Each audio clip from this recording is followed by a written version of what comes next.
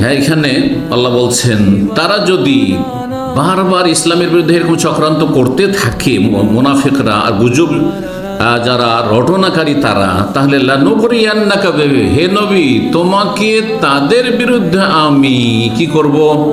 প্ররোচিত করব, হ্যাঁ, উৎসাহিত করব।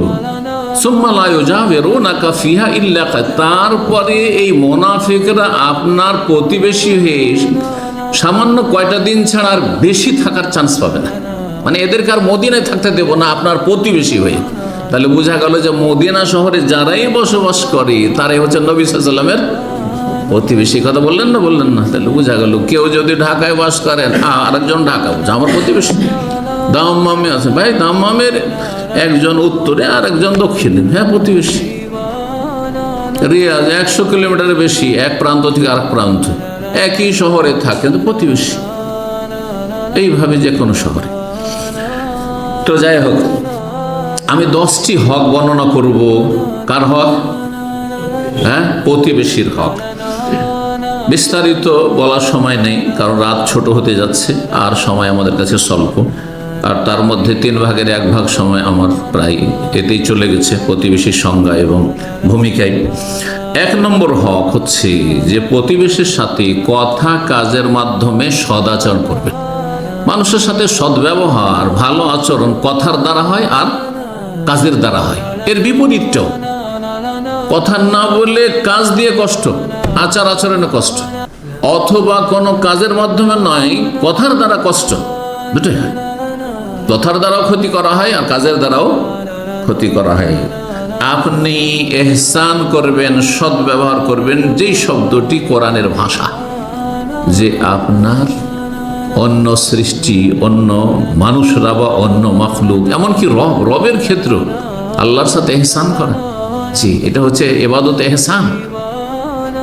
হ্যাঁ, এটি হচ্ছে ইসলাম, ঈমান, তারপর উচ্চ স্তর ইহসান মা আল্লাহ, আল্লাহর সাথে। জি, তো যেমন আল্লাহর সাথে ইহসান করবেন, তেমন আল্লাহর মাখলুকদের সাথে, সৃষ্টির সাথে ইহসান করবেন, আপনি সৎ আচরণ করবেন।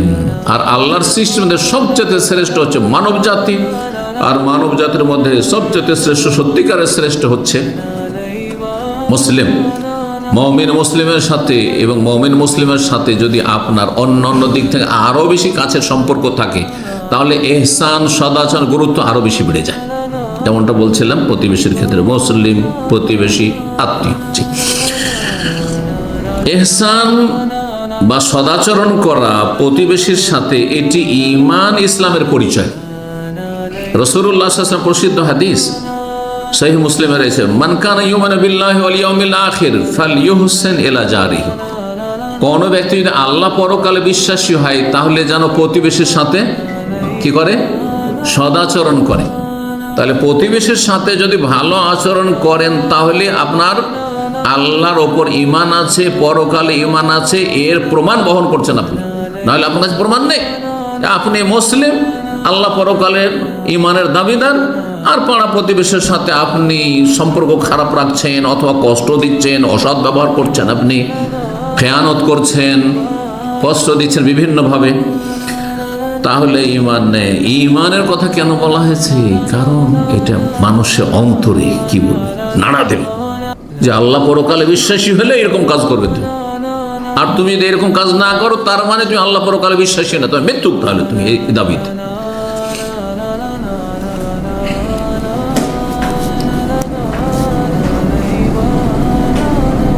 এবং কথা কাজের মাধ্যমে